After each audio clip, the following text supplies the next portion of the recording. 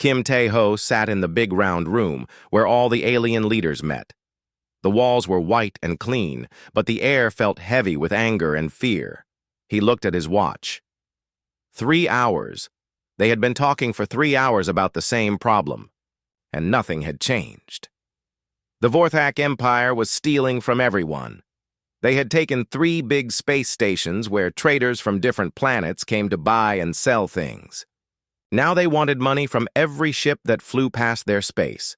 If ships did not pay, the Vorthak attacked them. People were getting hurt, families were losing their homes. Traders could not do business.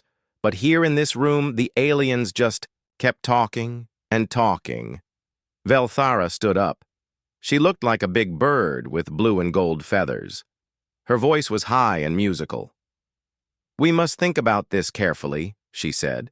"We could stop buying things from the Vorthak. If we wait 20 or 30 years, they will get tired and give up. 20 or 30 years. Tae-ho almost laughed, but he kept his face calm. How many people would die in 20 years? Next, a crystal being named Ketmori spoke. His body was clear like glass, and red light moved inside him when he got excited. "I think we need a committee," he said. "We should study this problem for at least 5 years, then we can make a good plan." 5 years to study. Tae-ho wrote something in his notebook, but it was not about committees. Rushan was next. She looked like a person, but her skin was blue-green and she had gills on her neck. She lived underwater on her home planet. "The Vorthak might listen if we send messages through other people," she said. "We could ask the Centauri Union to talk to them for us. That might take only 2 or 3 years to set up." More waiting. Always more waiting. Tae-ho had been Earth's ambassador to this council for 2 years. In that time, he had watched them talk about hundreds of problems. They loved to make committees. They loved to write long reports. They loved to have meetings about having meetings. But they never actually did anything. The room had aliens from 40 different planets. Some breathed air like humans. Others needed special suits filled with gas or water. Some were tiny and floated in the air. Others were huge and had to use special chairs. They all had one thing in common. They were afraid to make hard choices. Speaker Zephyros called for order. He was tall and thin with gray skin and 4 arms. 2 arms held a staff that meant he was in charge. The other 2 arms waved at everyone to be quiet. "We have heard many." "Good ideas," Zephyros said.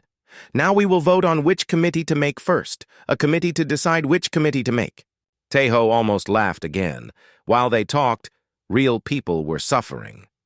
Yesterday, he had read a report about a family ship that tried to fly through Vorthak space. The ship carried a sick child who needed medicine from another planet. The Ka. Vorthak had demanded more money than the family had. When the family could not pay, the Vorthak took their ship. The child died 2 days later. But here in this room, aliens argued about the best way to study the problem. "Earth's representative has been very quiet," Zephyros said suddenly. "Ambassador Kim, what does your planet think we should do?" Tae-ho stood up slowly. He was not tall compared to most aliens in the room, but something about him made everyone pay attention. Maybe it was the way he stood straight and looked directly at people when he talked. "We think you should stop talking and start doing something," he said. The room went quiet. You could hear the air systems humming. Then everyone started talking at once. Velthara's feathers stood up like she was angry. "Ambassador Kim, you cannot speak to us like that." "That is very rude," said Ketmori. His crystal body turned bright red. "Humans do not understand how civilized people solve problems," added Rushan. Tae-ho waited for them to finish shouting. He had learned that aliens loved to get upset about how humans talked. They thought humans were too direct, too simple, too quick to act. Maybe they were right. "For 3 months, you have been having meetings about this," Tae-ho said when the room was quiet again. "The Vorthak have attacked 47 ships in that time. 12 people have died. Thousands have lost their jobs. But you want to spend 5 more years studying the problem." "These things take time," Zephyros said. We must be careful. We must think about all the possibilities. While you think, people die, Teho said. That is the price of civilization, Velthera said, lifting her head high. We do not solve problems with violence like some species do. She was talking about humans. Everyone knew it. Teho looked around the room. 40 different species, thousands of years of history. Great art, music, and science. But when bad people hurt good people, they just formed committees. The human representative will now give us a real plan, Zephyros said, or he will stop wasting our time. Teho was quiet for a long moment. He thought about his daughter Min-Ai, safe on Earth. He thought about other people's daughters who were not safe because these aliens could not make hard choices. Fine, he said. His voice was calm, but something in it made the room feel colder. I'll handle it. The aliens looked at each other. They had heard humans say those words before. It never ended well for the people causing trouble. Velthara tried to laugh. One human will solve what 40 species cannot? We'll see, Teho said. He picked up his papers and walked toward the door. Wait, Zephyros called. You must follow proper procedures. You cannot act without council approval. Teho stopped at the door and looked back. You've had 3 months to approve something. Anything. You chose committees instead. He left the room. Behind him, aliens started arguing again about what to do about the humans. But Teho was not listening anymore. He had calls to make. 2 hours later, Admiral Park So-jin was reading new orders on her ship, the UES Incheon. Captain Lee Dong-woo was plotting a course to Vorthak space in his stealth ship. On Earth, General Choi Hyun-woo was getting the rapid response fleets ready to move. The galaxy was about to learn something that humans had known for a long time. Sometimes, when bad people hurt good people, talking is not enough. Sometimes you have to do more than just talk. 3 days after Kim Tae-ho walked out of the council meeting, something strange happened. A Vorthak patrol ship disappeared. Commander Graktor was having breakfast when his aide brought him the news. The patrol ship Thunderstrike had been checking. A trade route near the Kepler system. They sent their normal reports every hour. Then nothing. Equipment failure? Graktor asked, eating his morning meat. No, sir. We checked all the records. The ship was working fine. The crew was healthy. Then, they just stopped talking to us. Graktor was not worried. Space was big and dangerous. Ships broke down. Crews made mistakes. Sometimes these things happened. Then a second patrol disappeared. This time, Graktor paid attention. He sent 3 ships to look for the missing patrols. They found nothing. No wreckage, no bodies, no emergency beacons. The ships had just vanished like they never existed. Maybe pirates? Suggested his aide. What pirates attack Vorthak ships? Graktor laughed. The Vorthak were the strongest military in this part of space. Their ships had thick armor and big guns. Pirates ran away from Vorthak ships, not toward them, but when a third patrol disappeared, Graktor stopped laughing. Meanwhile, something else was happening. The space lanes around the stolen stations were getting busy again. Merchant ships that had stayed away for months were coming back. Captain Han Ji-woo guided her cargo ship through the Kepler route. She carried medicine and food to the outer colonies. Before the Vorthak trouble started, this trip took 5 days. After the Vorthak began demanding money, she had to take longer routes that took 2 weeks. But today felt different. Her sensors showed the usual asteroid fields and gas clouds, but no Vorthak ships. The route was clear and safe. That's weird, said her co-pilot, Nam Ki-tae. Where are all the raiders? Maybe they're busy somewhere else, Han Ji-woo said. But she kept her weapons ready just in case. They were not the only ones. All over the trade routes, merchant captains were reporting the same thing. No Vorthak raiders, no demands for money. Just clear, safe space. At Vorthak High Command, War Leader. Thrakmos was getting angry. He was a big alien with gray skin and sharp teeth. Scars covered his arms from many battles. He did not get to be a war leader by being patient. 12 patrols are missing, he told his commanders. 12? And you have no answers? Sir, we think. Someone is hunting our ships, said Commander Graktor. But we don't know who. Our sensors pick up strange signals sometimes, added another commander. Ships that appear and disappear. But when we go to look, there's nothing there. Thrakmos hit his desk with his fist. The metal dented. Ghost ships? Are you children? Telling campfire stories? But the reports kept coming. Vorthak raiders would arrive at a target only to find it empty. Trading ships seemed to know exactly when and where attacks would happen. They moved away just in time. Every time, on the space station Epsilon 7, Namkite was helping to load supplies. He worked on the docks where ships came to trade and refuel. Lately, he had noticed something interesting. There were more humans around than usual. They wore civilian clothes and carried normal worker IDs, but something about them was different. They moved like soldiers. They talked in short, quick sentences. And they always seemed to know things before anyone else did. Evacuation transport leaving in 10 minutes, one of them told Kite. Anyone who wants to leave should get on board now. Evacuation? Kitai asked. Why? Everything seems calm here. The human, a woman named Oyun Seo, just smiled. Better safe than sorry. 2 hours later, Vorthak raiders attacked the station. But they found it mostly empty. The few people still there were safe in the protected areas. The raiders took some supplies and left, frustrated that they could not hurt anyone. This happened again and again. Vorthak forces would plan attacks, but somehow their targets always knew they were coming. Back at the Galactic Council, aliens were asking questions. Ambassador Kim Tae-ho attended every meeting like always. He was polite and answered every question. Ambassador Kim, said Velthara, there are reports of human ships in areas where Vorthak patrols have disappeared. We have many merchant ships, Tae-ho replied calmly. They travel all through this part of space.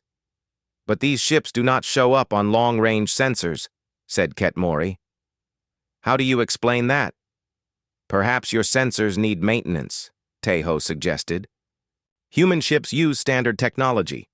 If you cannot detect them, the problem might be on your end. It was technically true.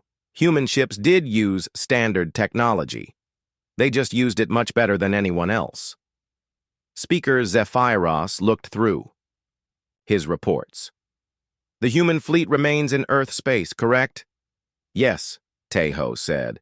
Admiral Park's ships are conducting normal training exercises. Captain Lee's vessels are on routine patrol in our territory. Everything we do follows the law. This was also true. Human warships had not crossed into alien space. They stayed exactly where they were supposed to be. What Tae-ho did not mention was that Captain Lee's routine patrols happened to take place very close to Vorthak territory, and Admiral Park's training exercises included practicing new stealth technology. The humans were following every rule and treaty. They were just very creative about how they followed them. War leader Thrakmos was not stupid. He had fought in 20 battles and conquered 6 planets. He knew what a military campaign looked like, even when the enemy stayed in the shadows. It's the humans, he told his commanders. They're doing this. But, sir, human ships have not entered our space, Graktor said. Our sensors would detect them. Would they? Thrakmos asked. 3 months ago, did you think anyone could make our patrols disappear without a trace? The room was quiet. None of them had good answers. The humans are playing games with us, Thrakmos continued. They hide in the dark and pick off our ships one by one. They help our enemies escape. They make us look weak. What should we do? Asked a commander. Thrakmos showed his sharp teeth in what might have been a smile. If they want to play games in the shadows, we will force them into the light. I know how to make humans show themselves. He turned to his tactical display and pointed at a dot of light. Centauri Station. 2 million civilians from dozens of different species. If we attack it, the humans will have to choose. Let millions die or show the galaxy their true military power. The commanders looked at each other nervously. Attacking civilians was different from raiding cargo ships. Sir, Graktor said carefully, the Galactic Council will not like that. The Galactic Council talks while we lose ships, Thrakmos snarled. Let them complain. After we destroy Centauri Station, everyone will remember why they used to fear us, including the humans. He began planning the attack. 3 full battle fleets, enough firepower to turn the station into space dust. He would broadcast his intentions across all channels, giving the humans time to respond. If they tried to stop him, he would finally see these ghost ships that everyone whispered about. If they did not try to stop him, millions would die, and everyone would know that humans were not as brave as they pretended to be. Either way, Thrakmos would win. At least that's what he thought. In his hidden ship, Captain Lee Dong-woo was already receiving new orders. The human response was coming, but it would not be what anyone expected. The galaxy was about to learn that when humans decided to handle something, they did not do it halfway. War leader Thrakmos stood in front of his main screen, watching his 3 fleets prepare for battle. Hundreds of ships filled the dark space around him. Each ship carried enough weapons to destroy a small moon. Today he would teach the galaxy a lesson about fear. His target was Centauri Station, a huge spinning wheel in space where over 2 million people lived and worked. Families from 40 different planets called it home. Children played in its parks while their parents worked in shops and factories. It was peaceful and safe. That was exactly why Thrakmos chose it. Send the message on all channels, he ordered. I want everyone to hear this. His communications. Officer pressed buttons, and Thrakmos's voice went out across the galaxy. I am war leader Thrakmos of the Vorthak Empire, he said. In 12 hours, my fleets will destroy Centauri Station. Everyone there will die unless the humans show themselves. Let them try to save these people with their shadow games and ghost ships. Let them stand in the light where we can see them. The message reached every ship, every station, every planet with a radio. Panic spread across the galaxy like wildfire. On Centauri Station, alarms began to ring. People grabbed their children and ran toward the evacuation ships. But there were not enough ships to save everyone. Not nearly enough. Captain Lee Dong-woo received the message while his stealth ship floated invisible near a Vorthak patrol route.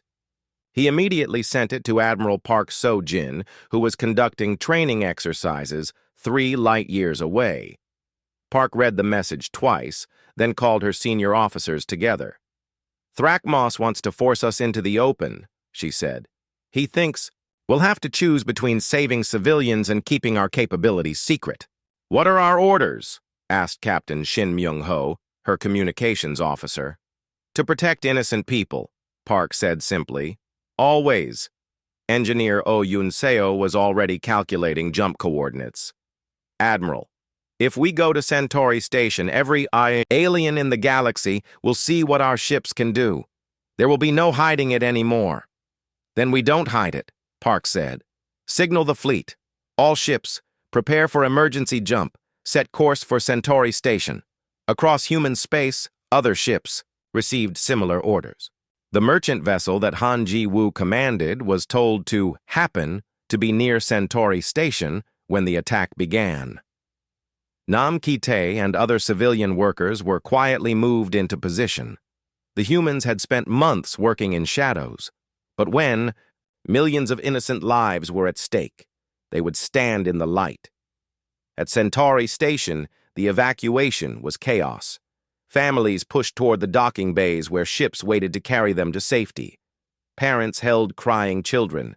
Old people moved slowly, helped by younger relatives. Station manager Velkara, an elegant alien with silver fur, tried to keep everyone calm. But she knew the truth. Even if every ship worked perfectly, they could only save half the people before Thrakmos arrived. We need more ships, she told her aide. Contact anyone who will listen. Offer them anything. We need more ships. But who would risk their lives flying into a battle zone? The answer came from an unexpected source. Han Ji-woo's voice crackled. Over the station's radio. Centauri Station, this is merchant vessel Bright Star. We're here to help with evacuation. Bright Star, thank you. But you should stay away, Velkara replied. This area will be a war zone in a few hours. Then we better work fast, Han Ji-woo said. We're not the only ones coming. Lots of merchant ships are heading your way. Hamas was right. Human civilian ships appeared from all directions, each one ready to carry refugees to safety. They came from trading companies, exploration crews, even tourist vessels.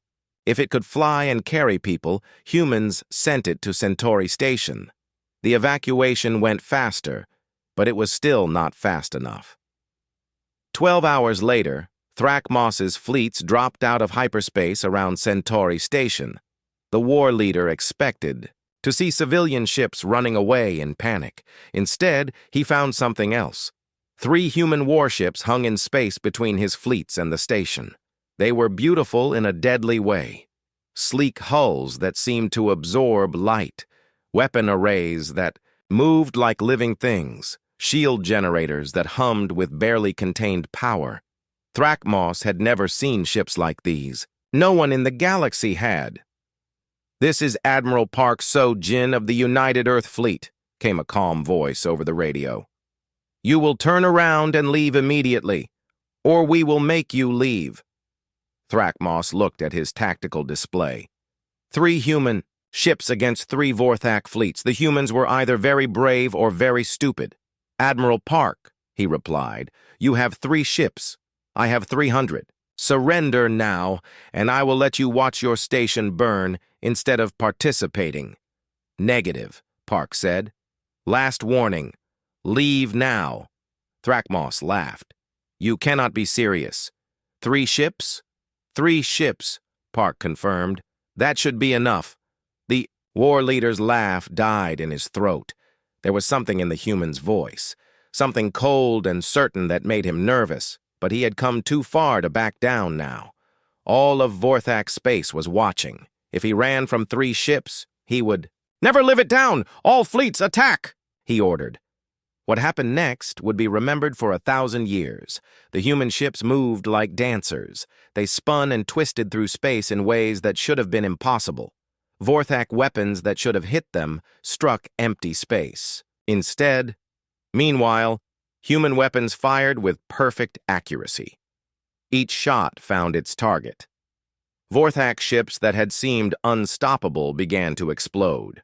Admiral Park's flagship, the UES Incheon, faced 50 enemy ships alone. Its shields sparkled as they absorbed massive bombardments. Its weapons spoke in quick, precise bursts that turned enemy vessels into clouds of gas and metal. Captain Shin Myung-ho coordinated the battle from his station. Enemy fleet formation breaking apart. They're trying to surround us. Let them try, Park said calmly. All ships, execute pattern Delta. The 3 human vessels suddenly moved in perfect coordination. They formed a triangle that spun through the enemy fleet like a buzzsaw. Any Vorthak ship that came too close was destroyed. War leader Thrakmos watched his fleets die and could not understand what he was seeing. Human ships should not move like that. Human weapons should not be that accurate. Human shields should not be that strong. How? He whispered. How are they doing this? His flagship shook as human weapons found their target. Systems began to fail. His proud warship, which had conquered 6 worlds, was dying around him. The battle lasted 14 minutes. When the shooting stopped, space around Centauri Station was filled with the wreckage of Vorthak ships. Here and there, pieces of hull drifted past the station's windows. Emergency beacons blinked among the debris, marking life pods that held survivors. The 3 human ships hung motionless in formation. Their hulls showed only small scratches from the entire battle. Thrakmos found himself trapped in his crippled flagship. His engines were dead. His weapons were offline. His proud fleet was destroyed. He activated his personal communicator one last time. "What are you?" he asked. "What are you really?" Admiral Park's reply was calm and professional. "We are the people you should have left alone." The galaxy watched recordings of the battle in stunned silence. Military experts tried to understand what they had seen. How had 3 ships destroyed 3 fleets? What technology did humans really possess? On Centauri Station, families hugged their children and thanked the humans who had saved them. 2 million people were alive because 3 ships had stood between them and death. But in the halls of power across the galaxy, alien leaders asked different questions. If humans could do this, what else were they hiding? And more importantly, what did this mean for the rest of them? The age of human shadows was over. The age of human power had begun. The Galactic Council meeting room had never been so loud. 40 different species all shouted at once in 40 different languages. Some aliens waved their arms, others changed colors, a few released angry smells into the air. At the center of it all sat Kim Tae-ho, calm as always. "Order! Order!" Speaker Zephyros banged his staff on the floor. "We will speak one at a time." Velthara was first. Her blue and gold feathers stood up like angry spikes. "The humans lied to us. They said they had merchant ships and patrol vessels. They never mentioned warships that could destroy entire fleets." "You broke every treaty about military engagement," added Ketmori. His crystal body pulsed angry red light.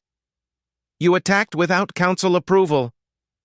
2 million innocent people are alive because of what we did," Tae-ho said quietly. "I thought you would be happy about that." "Happy?"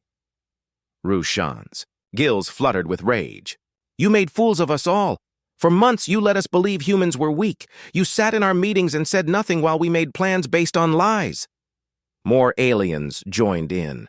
They accused humans of deception, of hiding their true power, of making the whole council look stupid. Some demanded that Earth be expelled from the galaxy. Others wanted complete access to all human military secrets. Tae-ho listened to it all without changing expression. When they finally ran out of breath, he stood up. "What exactly did we lie about?" he asked. "Your military capabilities," Velthara shrieked. "You let us think you were just another small species with a few patrol boats." "Did we?" Tae-ho pulled out a data pad. "I have recordings of every meeting for the past 2 years.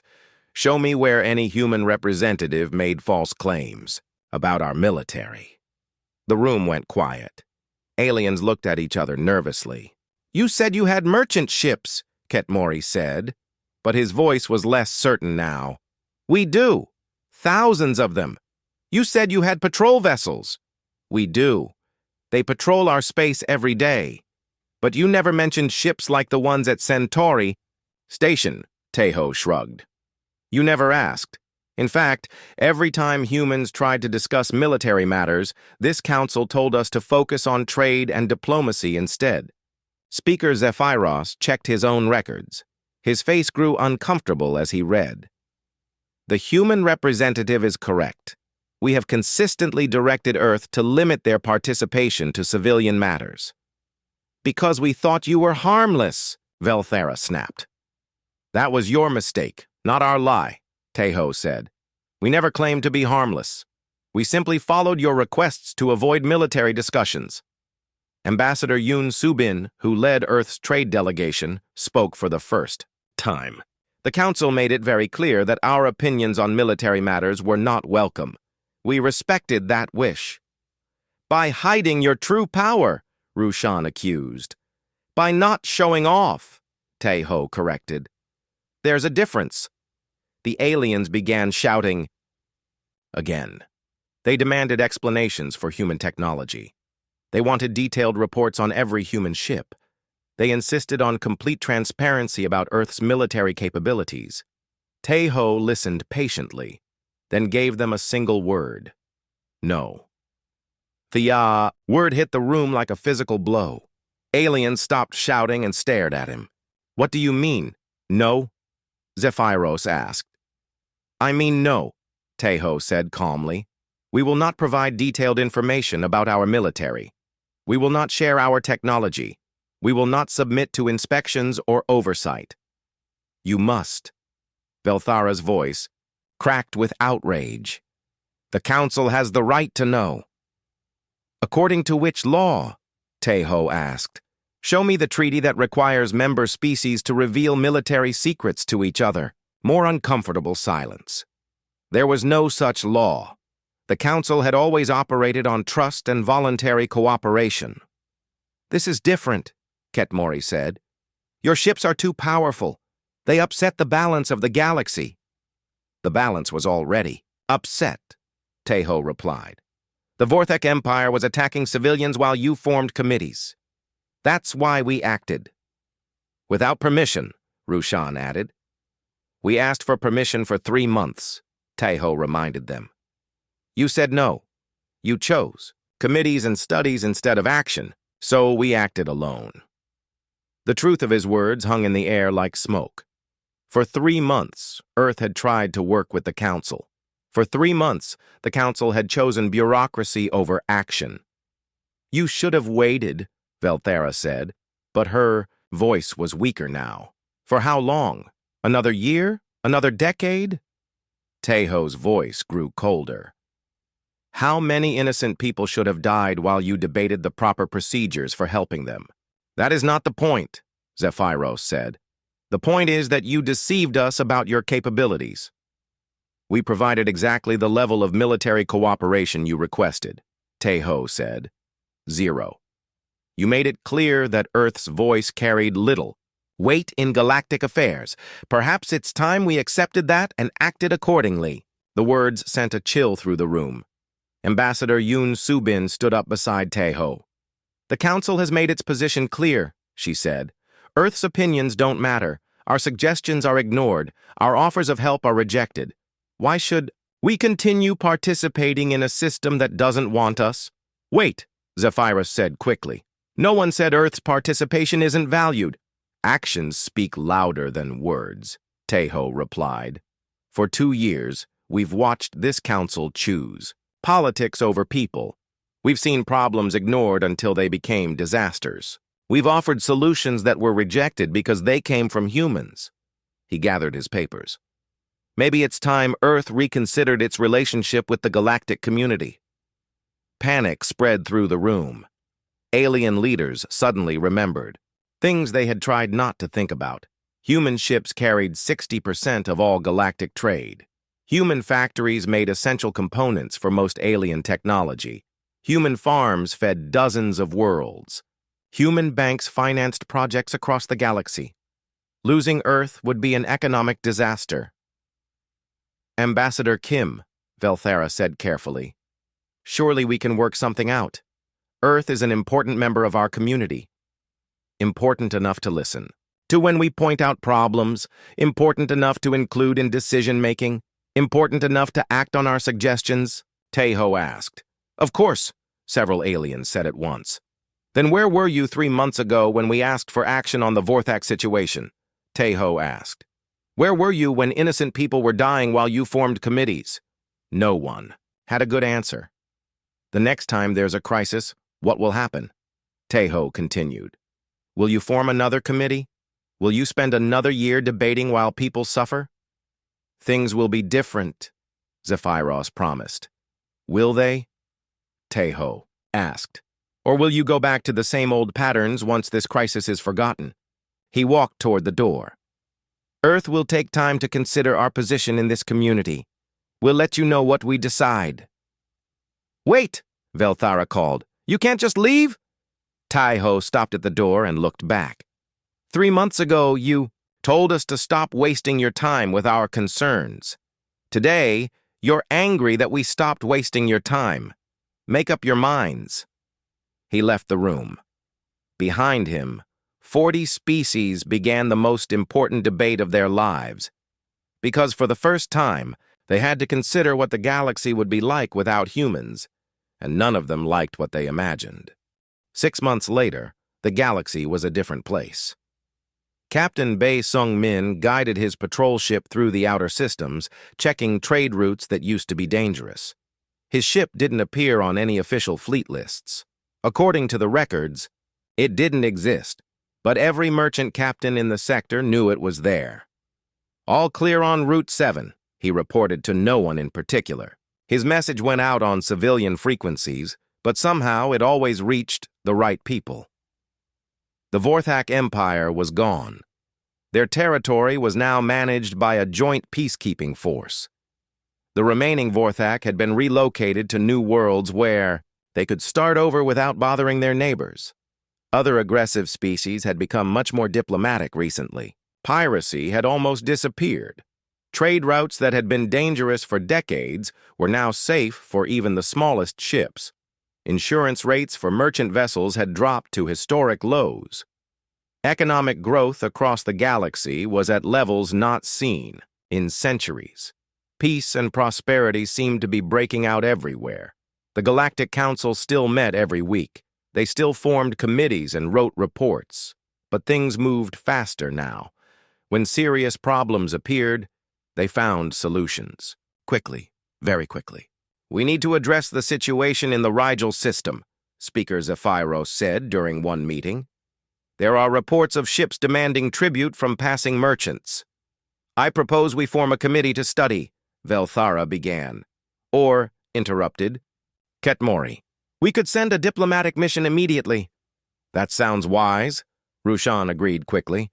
"Very wise." The motion passed unanimously in less than 5 minutes. Nobody wanted to give Ambassador Kim Tae-ho a reason to say those 4 dangerous words again. Kim sat quietly in his usual spot, reading reports on his data pad. He didn't threaten anyone. He didn't even speak unless asked a direct question. But his presence changed everything, because everyone remembered what happened when humans got tired of waiting. The Council had learned to recognize warning signs. When human civilians started leaving an area, other species paid attention. When human merchant ships changed their routes, others followed. When human relief workers appeared somewhere, smart people asked what they were bringing relief from. Dr. Kwon Min-ji published a research paper about the new galactic dynamics. She was a xenopsychologist who studied how different species interacted. Her conclusions were simple. "The galaxy has discovered what human children learn in school," she wrote. "Sometimes the quiet kid in the corner is quiet for good reasons." The paper became required reading in diplomatic schools across dozens of worlds. At the Alteran embassy, Ambassador Velthara was training new diplomats. A young aide asked her about dealing with humans. "What are they really like?" the aide asked. "Are they as dangerous as everyone says?" Velthara looked out her window at the peaceful space lanes. Ships from hundreds of worlds traveled safely between the stars. Families took vacation trips that would have been impossible a year ago. "Humans have a saying," she said finally. "Speak softly and carry a big stick." For years, we only paid attention to how softly they spoke. We never bothered to look at the size of their stick. But now we know. "Now we know," Velthara said, "and the galaxy is safer because of it." The aide looked confused. "Safer? But they destroyed 3 fleets in 14 minutes. "Exactly," Velthara said. "They could have done that any time in the past decade. They chose not to. They tried to work with us peacefully for years. Only when we failed completely did they solve the problem themselves." She pointed to the trade routes visible outside her window. "Look at this sector. No pirates, no raiders, no aggressive empires demanding tribute. Why do you think that is? Because humans patrol it?" "Because everyone knows humans patrol it," Velthara corrected. "Most problems solve themselves now. When species start acting aggressively, their neighbors remind them what happened to the Vorthak. Most decide that diplomacy is a better option." It was true. The mere possibility of human intervention had changed how conflicts developed. Species that might have chosen violence now looked for peaceful solutions first. The most recent example was the hegemony crisis. The Drakmor hegemony had been building up their military and making threatening noises about reclaiming lost territories. Their neighbors were getting nervous. Then 3 human merchant ships appeared in Drakmor space. They were just conducting normal trade business, completely legal and innocent. Within a week, the Drakmor had opened diplomatic talks with their neighbors. The military buildup stopped. The threatening rhetoric turned into discussions about trade agreements. Nobody asked the humans to intervene. They didn't need to. Ambassador Kim Tae-ho reviewed the monthly reports at his desk. Across the galaxy, conflicts were being resolved through negotiation. Trade disputes were settled quickly and fairly. Aggressive species were choosing cooperation over confrontation. His assistant, a young diplomat named Lee Min-ho, brought him the latest statistics. Piracy is down 80% from last year, Min-ho reported. Armed conflicts between member species are at the lowest level in recorded history. Economic growth is up across all sectors. Good, Tae-ho said simply. Sir, there are rumors that some species want to formally request human peacekeeping assistance.